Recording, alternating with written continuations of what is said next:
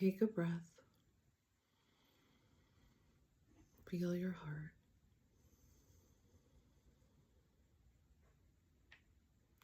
Remember, you are whole, you are sovereign, you are free, and you are love.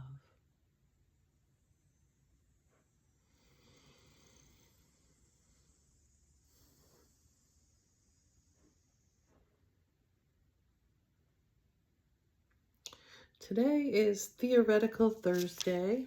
That's what I'm calling it. And I would like to talk about a new idea for a new model of relationships.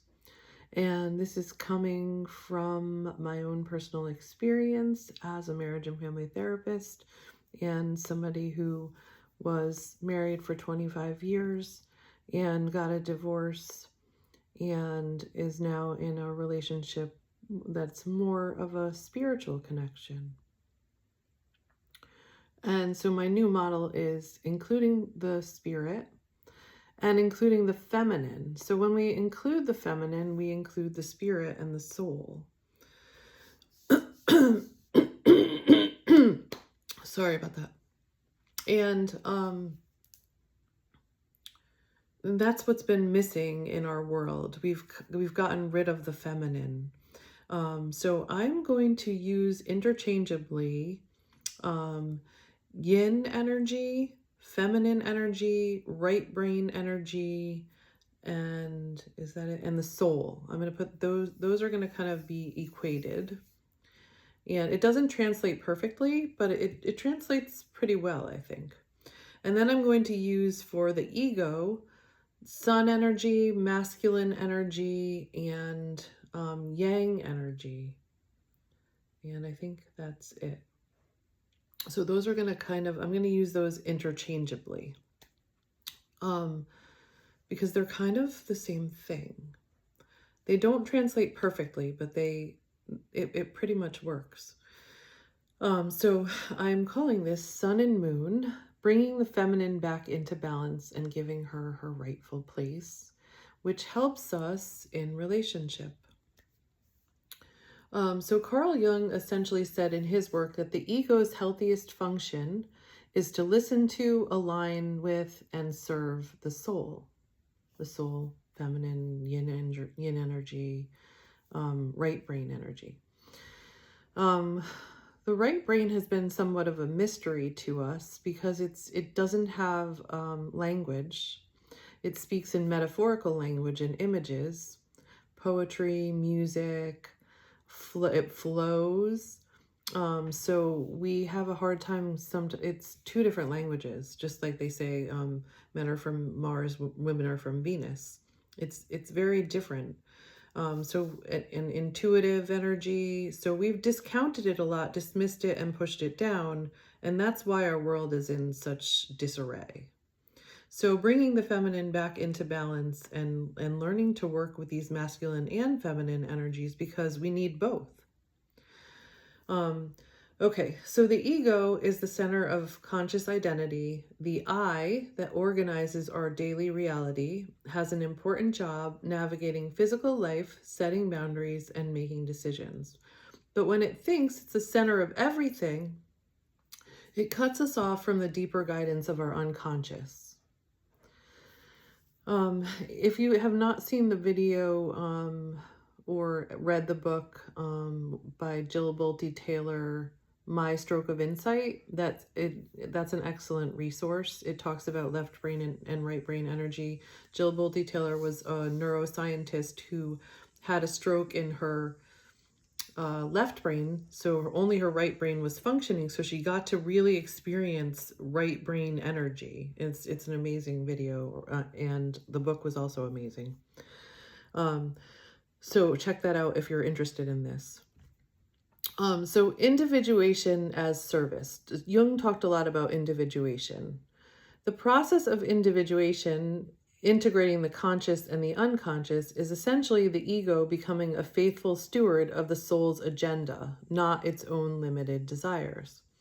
The ego learns humility. It can't control the entire psyche, but it can choose to collaborate with the soul's deeper wisdom, the feminine. the masculine and the feminine. The masculine being the ego, the feminine being the soul. The ego, oh, I already read that. The ego is the captain of the ship, and the soul is the ocean and the wind. When the captain serves the greater journey, the voyage fulfills a deeper purpose. So there's that metaphor from the right brain, from the feminine, the yin energy. Okay, so let's look at how this kind of plays out in the physical world. So this is happening in your brain.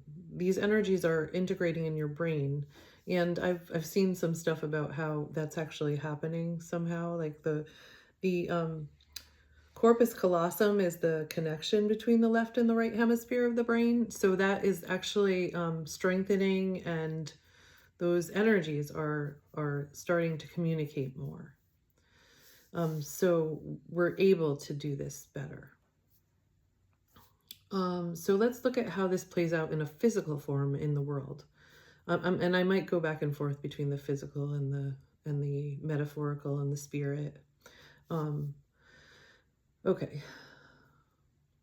So rather than the soul serving the ego, which is what's been happening in the world, and it's been a pretty silent partner. There's also a video called, it's a very short video called The You. I can't remember what it's called, but it talks about left brain, right brain splitting and what happens and how there's like two different voices. That's also a really cool video. If I can remember the name of that, I will say it. Okay. So rather than the soul serving the ego, what we're doing now, there's a shift towards putting it the way it's supposed to be, which is basically the ego serving the soul. And so let's look at that. Let's look at a new vision of relationship with that change of perspective.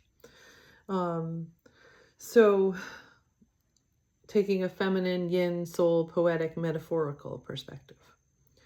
The sun radiates its own light and represents conscious awareness. That's the masculine, direct action, outward expression.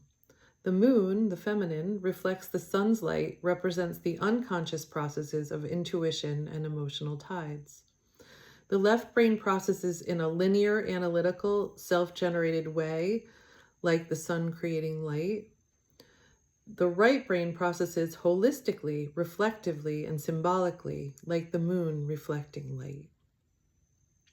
The left brain's logical output can illuminate the right brain's imagination, while the right brain's perceptions can reflect and soften the left brain's hard light.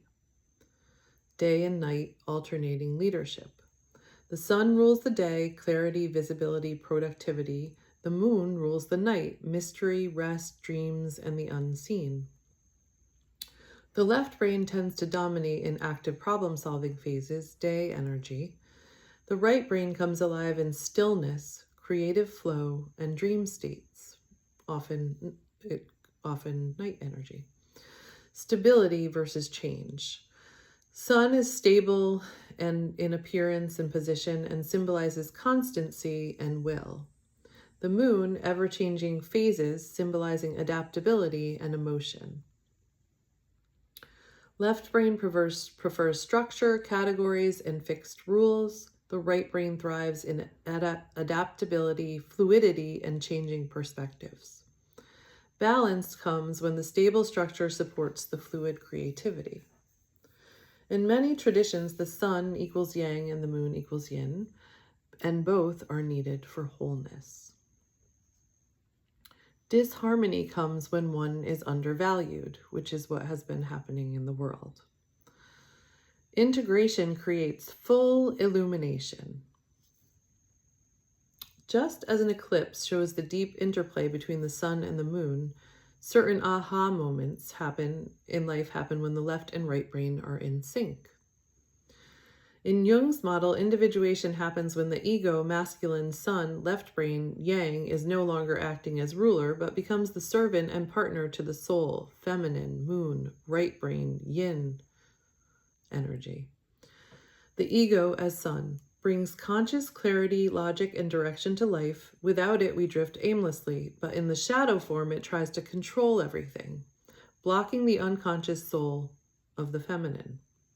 The soul as moon holds the hidden intuitive, emotional, and creative depths. Without it, life becomes sterile, overly rational, mechanical, and purposeless. In its shadow form, it can become lost in fantasy or overwhelm. Integration. The sun learns to shine in service, illuminating the moon's wisdom without overpowering it. The moon reflects and guides, feeding the sun with meaning, mystery, and depth. The left brain receives intuitive downloads from the right brain and then turns them into actionable plans. The right brain receives clarity and containment from the left brain, so inspiration becomes the tangible creation. The sun and moon dance in the sky, each taking turns leading in a rhythmic cycle, a conscious partnership. The ego anchors life in reality. The soul infuses life with purpose and connection. Together they create wholeness, sovereignty, what Jung called the self with a capital S, or the higher self possibly, or the higher self, and possibly, this is my little theory, maybe somebody else's too, possibly a container for God, thus building heaven on earth. Or in essence, like there's God in everything. That's like the God cell or something like that. So, but we can become conscious of the God within us. And then we're building heaven on earth. So this is happening within us, and then it's happening outside of us in our relationships. The more we integrate the feminine and the masculine, or the left brain and the right brain within us, the more we're going to project that out into the world and see that coming back towards us. And we can have this really nice relationship with each other and with life. But we have to bring the feminine back into balance, or that yin energy. And so there's a big, strong movement to do that. And that is, I think, what we're seeing right now. But we're also seeing a lot of anger from the feminine, a lot of fiery energy. And I think it's just important to remember that we need both. And there's a reason for the anger, because the feminine needs that power to be able to speak and bring her gifts into the world. Because there's a fight against it. There's a fight to push it down and dismiss it and deny it and get rid of it. So I do think that's what we're seeing playing out. But there's also these really cool relationships that are going to be models. And like you might see it as like the twin flame relationship that people talk about. That's basically what it is. It's the masculine and the feminine uniting, that integration between the masculine and the feminine, the yin and yang energy, the left and right brain.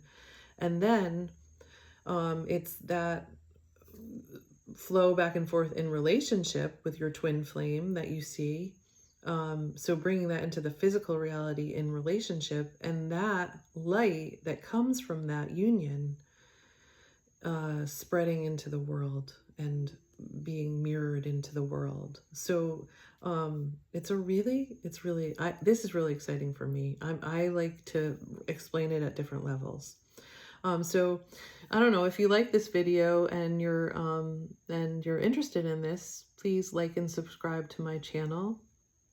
I am a marriage and family therapist becoming a spiritual life coach and spiritual teacher. And I noticed that in the coaching relationship, that's basically what it is. It's that sun and moon energy, that mirroring back and forth between the left and the right brain. And it just creates this wholeness. Like that's what I'm finding in the spiritual life coaching. It creates that.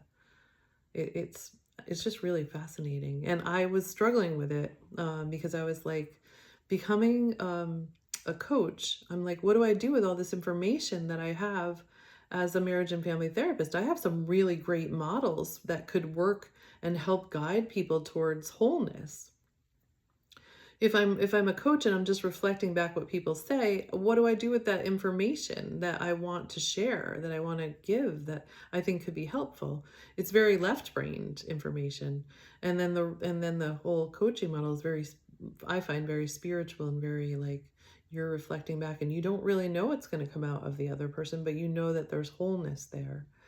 So there's a lot of the unknown, that moon energy. But in my last coaching session that my coach did with me, I was able to recognize that left brain energy still had a place. You know, people that are going to come to me for coaching will come to me for that knowledge and that information. And that's something that I would offer as like a model for a relationship. So there is a place for that. I was feeling like that left brain masculine energy was it was not getting its rightful place, and it was like I was trying to push that away, and the feminine side of me was just like, no, I don't want you anymore. You pushed me down, you abused me. I want to be in power. But it's really that soul, like the masculine serving the feminine, the ego serving the soul, like, but it doesn't, just because you're serving doesn't mean that you're under somebody. There's really this dance, like there I think has to be like a balance of power and a dance and a respect for each part. And then we become more conscious in our relationship and in our relating and in our relationship to life. So anyway, if you're interested in that and you want to explore that with me, I would be happy to hear your ideas about that. And please like and subscribe to my channel and share this with other people that might be interested. Because I think we're a little bit lost right now, and we could all use a little bit of encouragement, support, and higher mind thinking, or different ways to look at what's happening in the world right now that don't feel so disempowering and like put us in this victim mode. So I hope that you remember who you are, a sovereign soul, a brave soul, and we can bring that into the world and create heaven on earth.